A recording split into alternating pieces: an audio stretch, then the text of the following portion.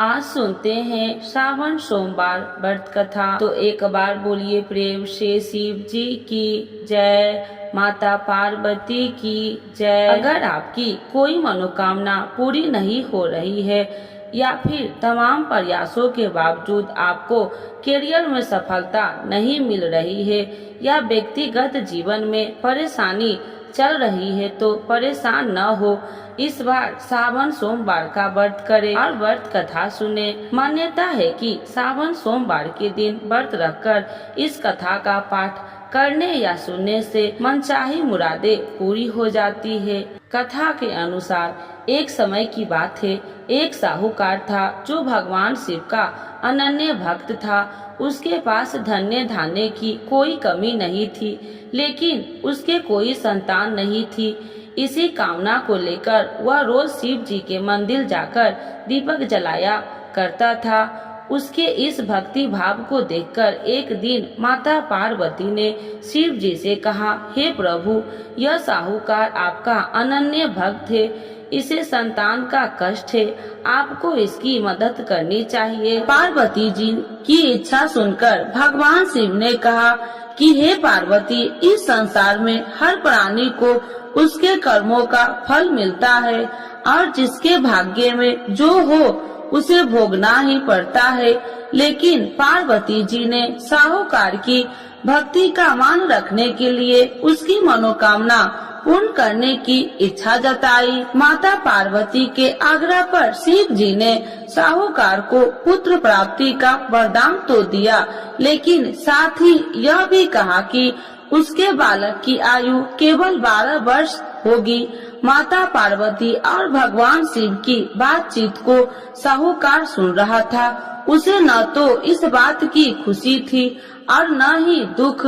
वह पहले की भांति शिव जी की पूजा करता रहा। कुछ समय के बाद साहूकार के घर एक पुत्र का जन्म हुआ। वह बालक 11 वर्ष का हुआ तो उसे पढ़ने के लिए काशी भेज दिया गया।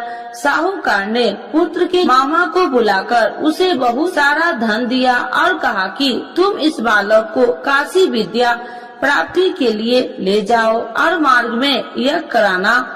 जहाँ भी यज्ञ कराओ वहाँ ब्राह्मणों को भोजन कराते और दक्षिणा देते हुए जाना। दोनों मामा भतीजा इसी तरह यज्ञ कराते और ब्राह्मणों को दान दक्षिणा देते काशी की ओर चल पड़े। रात में एक नगर पड़ा जहाँ नगर के राजा की कन्या का विवाह था, लेकिन उस राजकुमार से उसका विवाह होने वाला था। वह एक आंख से कन्हा था।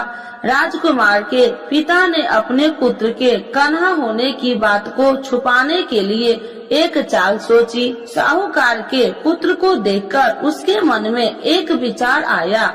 उसने सोचा, क्यों न इस बालक को दुल्हा बनाकर राजकुमारी से विवाह करा दूं। विवाह के बाद इसको धन देकर विदा कर दूंगा और राजकुमारी को अपने घर जाऊंगा। लड़के को दूल्हे के वस्त्र पहनाकर राजकुमारी से विवाह कर दिया। लेकिन साहूकार का पुत्र ईमानदार था। उसे यह बात अन्याय संगत नहीं लगी। उसने अवसर पाकर राजकुमारी की चुनरी के पल्ले पर लिखा कि तुम्हारा विवाह तो मेरे साथ हुआ है, लेकिन जिस राजकुमार के संग तुम्हें भेजा जाएगा वह एक आंख से कन्हा है। मैं तो काशी पढ़ने जा रहा हूँ। जब राजकुमारी ने चुनरी पर लिखी बातें पढ़ी तो उसने अपने माता पिता को यह बात बताई। राजा ने अपनी पुत्री को विदा नहीं किया, जिससे बारात वापस चली गई। दूसरी ओर साहूकार का लड़का और उसका मामा काशी पहुँचे और वहाँ जाकर उन्होंने यज्ञ किया। जिस दिन लड़के की आयु 12 साल की हुई उसी दिन यज्ञ रखा गया। लड़के ने अपने मामा से कहा कि मेरी तबीयत कुछ ठीक नहीं है। मामा ने कहा, तू अंदर जाकर सो जाओ। शिव जी के वरदान अनुसार कुछ ही देर में उस लड़के के प्राण निकल गए।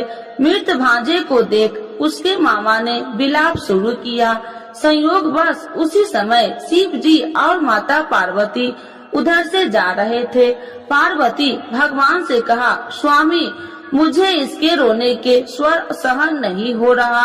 आप इस व्यक्ति के कष्ट को अवश्य दूर करें। जब शिव जी मृत बालक के समीप गए तो वह बोले कि यह उसी साहूकार का पुत्र है जिसे मैंने 12 वर्ष की आयु का वरदान दिया था। अब इसकी आयु पूरी हो चुकी है।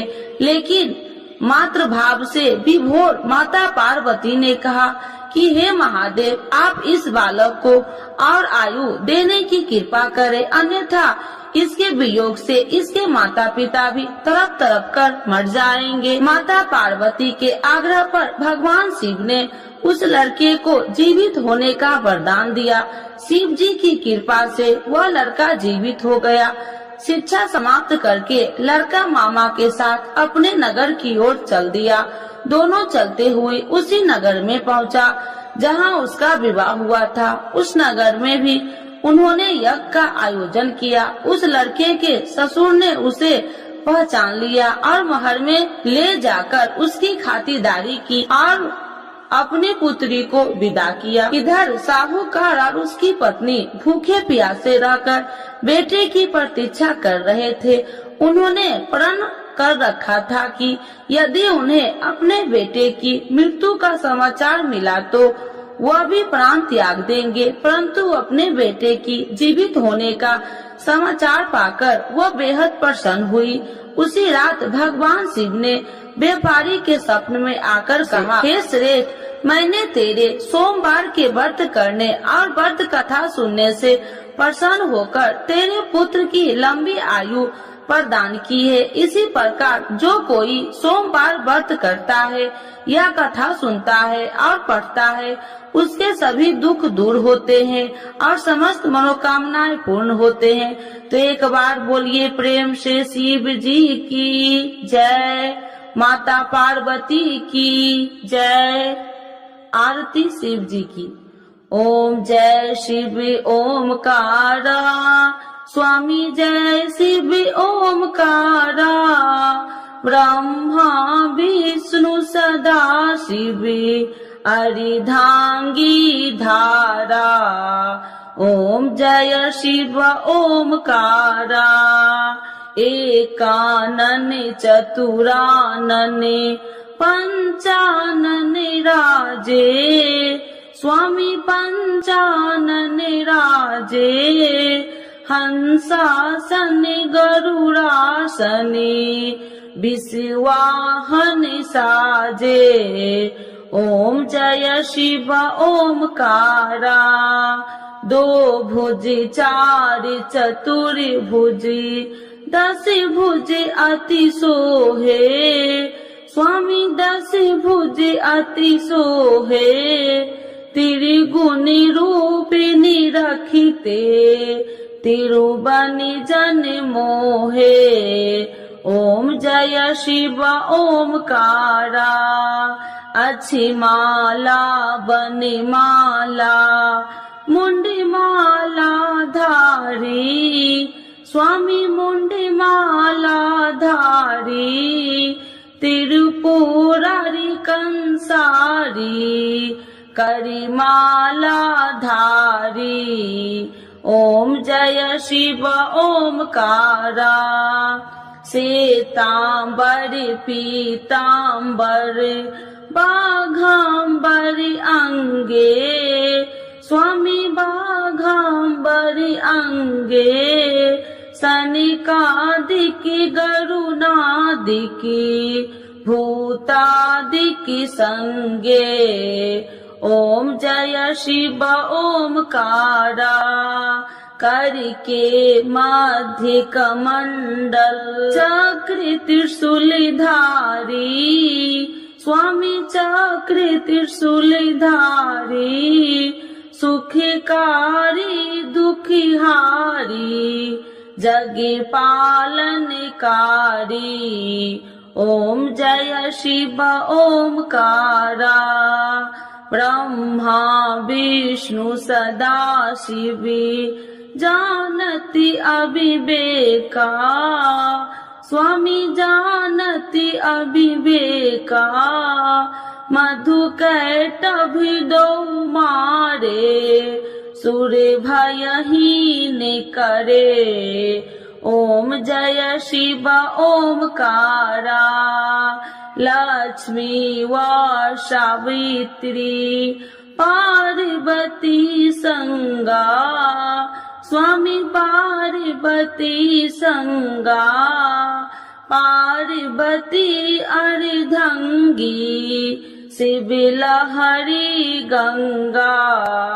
ओम जय शिव ओमकारा, पार्वती सोहे पार्वती शंकर कैलासा, स्वामी शंकर कैलासा। भांग धतूर का भोजन भस्मी में बसा। ओम जय शिव ओमकारा, जटा में गंगा बहती है, गले मुंडन माला, स्वामी गले मुंडन माला। शेष नाग लिपटावती, ओढ़त मृग छाला। ओम जय शिव ओमकारा, काशी में विराजे विश्वनाथी नंदी ब्रह्मचारी, स्वामी नंदी ब्रह्मचारी। नित्य उठी दर्शन पावती, महिमा अति भारी। ओम जय शिव ओमकारा, त्रिगुण स्वामी जी की आरती जो कोई नर गावे, स्वामी जो कोई नर गावे। कहत शिवानंद स्वामी, मन वांछित फल पावे।